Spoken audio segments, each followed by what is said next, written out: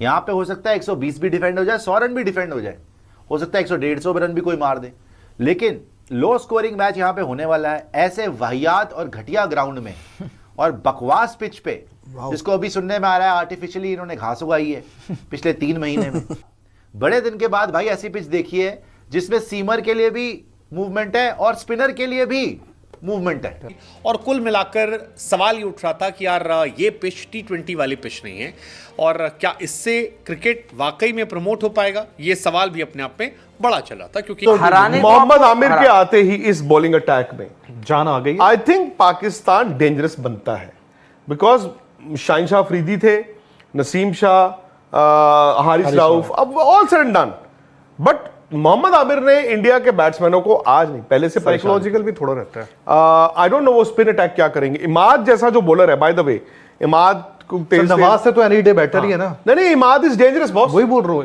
और उन पिचेस पे कोई बड़ी बात है उनसे नया बॉल डलवाने में, उनका बॉल तो सीम से बॉल डल। फिर आप शाहीन और नसीम शाह और मोहम्मद आमिर का क्या करोगे? T20 वर्ल्ड कप का सबसे बड़ा मुकाबला पाक भारत जो 9 जून को खेला जाएगा, लेकिन खराब ग्राउंड और खराब पिच ने रंग में भंग डाल दिया। आइए देखते हैं इंडियन मीडिया इस बारे में क्या कहता है। 100 रन भी डिफेंड हो जाए, हो सकता है 100-150 रन भी कोई मार दे, लेकिन लो स्कोरिंग मैच यहाँ पे होने वाला है ऐसे वाहियात और घटिया ग्राउंड में और बकवास पिच पे, जिसको अभी सुनने में आ रहा है आर्टिफिशियली इन्होंने घास उगाई है पिछले 3 महीने में।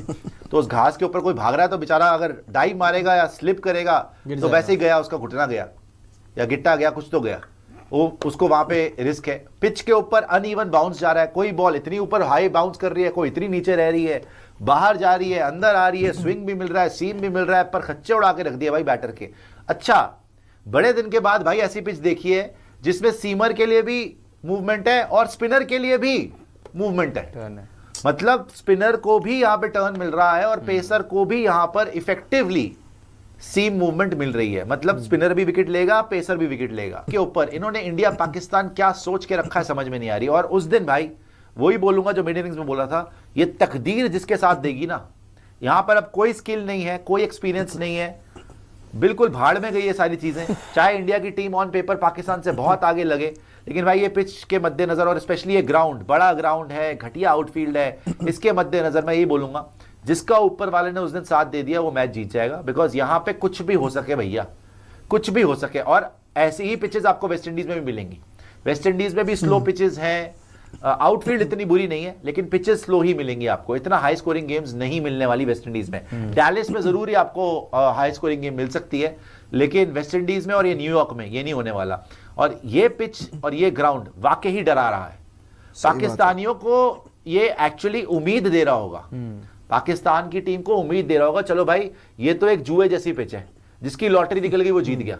अगर हमने ढंग की बॉलिंग कर ली उस दिन, अगर हम थोड़ा सा पिच पे टिक गए, 1-2 कैचेस ड्रॉप हो गए, इधर उधर गैप में चले गए, एजेस उजेस, हमने थोड़े बहुत रन बना लिए, हो सकता है डिफेंड भी हो जाए। और अगर इंडिया की बैटिंग पहले आ गई और हमारे बॉलर्स ने ऊपर से विकेट्स लेना शुरू करा तो इंडिया शायद इतने रन ना बना पाए, बिकॉज बहुत बड़ी बैटिंग लाइनअप है। लेकिन आप याद करिए साउथ अफ्रीका हमारी बैटिंग लाइनअप का क्या हाल हुआ था।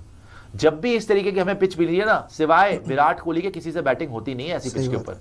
एक और था केएल राहुल, वो खेल नहीं रहा, तो रोहित शर्मा बड़ी इंपॉर्टेंट विकेट हो जाते हैं भाई। उनको ऊपर से अपना पूरा का पूरा ध्यान रखना पड़ेगा कि विकेट फेंकू ना।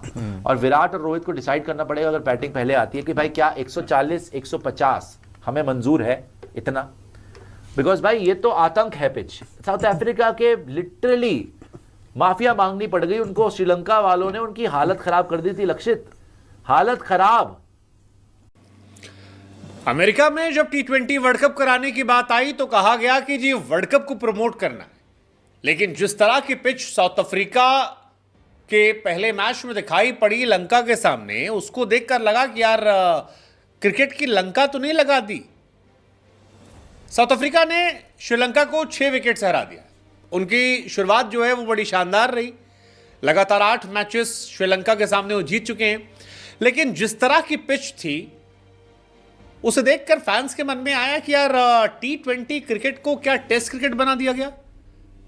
क्योंकि हारने वाले कप्तान ने भी कहा कि हम पहले से जानते थे कि इस पिच पर 150 जैसा स्कोर तो हो ही नहीं सकता है। हम तो ये मान के बैठे थे कि भाई 120 क्या हम बना पाएंगे। हाँ, हमें नहीं पता था कि हम 77 पर ही निपट जाएंगे और 77 बनाने की वजह से हम मैच हार गए। शुरुआत है, लेकिन जिस तरह से ये मैच चला, जिस तरह से इस मैच को चेस किया गया, उसमें 4 की इकॉनमी से रन बन रहे थे और यही सवाल शुरू हो गया कि साउथ अफ्रीका जैसी मॉन्स्टर टीम जिसके पास इतने धाकड़ बल्लेबाज हैं, अगर वो 4 के स्ट्राइक रेट से खेल रही है तो फिर इस पिच पर क्या T20 वर्ल्ड कप अपने शबाब पर हो पाएगा? ये बात आपकी सही है कि पाकिस्तान इंडिया का मैच होगा, आप रिस्क नहीं लेना चाहोगे मैच से पहले। यह भी हकीकत है कि ऑल सेड एंड डन आपने पिछली मर्तबा पाकिस्तान को हराया था, उससे पीछे पाकिस्तान ने इंडिया को हराया था। यह भी सही है कि उस दुबई वाले में पाकिस्तान सेमीफाइनल खेला, हम पहले दौर में बाहर, और पिछला ऑस्ट्रेलिया वाला वर्ल्ड T20 पाकिस्तान फाइनल खेला, हम सेमीफाइनल में बाहर।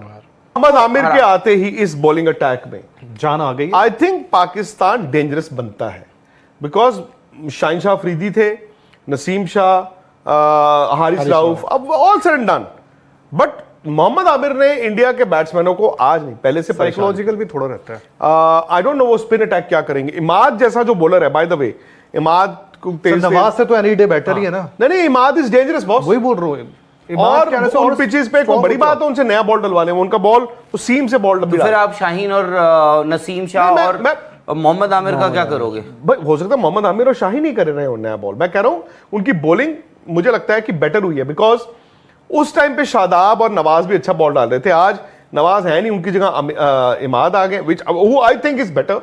और शादाब की बजाय अगर पाकिस्तान अबरार के साथ जाने का रिस्क ले ले, मैं आज भी मानता हूं कि मुझे उनकी टीम में सबसे एक्साइटिंग बॉलर नसीम शाह लगता है, क्योंकि नसीम शाह की जो, और हालांकि देखो लेफ्ट आर्म पेसर्स के साथ वो होता है, राइट हैंडर को जो बॉल पड़कर अंदर आता है, नसीम शाह जो है वो उनका बॉल आता है अंदर, उनके पास अंदर बाहर दोनों करवाते हैं। अच्छा बॉल, और जो बॉल अंदर आ रहा है इसका मतलब वो सीम कराना जानते हैं विकेटों पर।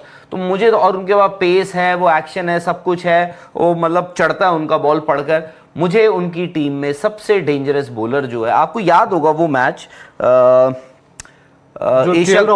एशिया कप में जो हमने 2 मैचेस खेले थे पाकिस्तान से, आपको याद होगा। उसमें दूसरे मैच में तो इंडिया ने खैर पहाड़ बना दिया था, जब नसीम शाह तो खैर बाहर हो गए थे, उसी आधा केएल राहुल को डाल रहे थे, तो केएल राहुल बार-बार बोल रहे थे कि यार। आपको धीरज याद होगा जो पहला मैच था या दूसरा ही मैच था, वो पहला मैच तो खैर उसमें तो हार्दिक और ईशान ने किया, हार्दिक और ईशान ने ऊपर से रन बना दिए थे, उसमें भी नसीम शाह की विकेटें थी आई थिंक, ठीक है।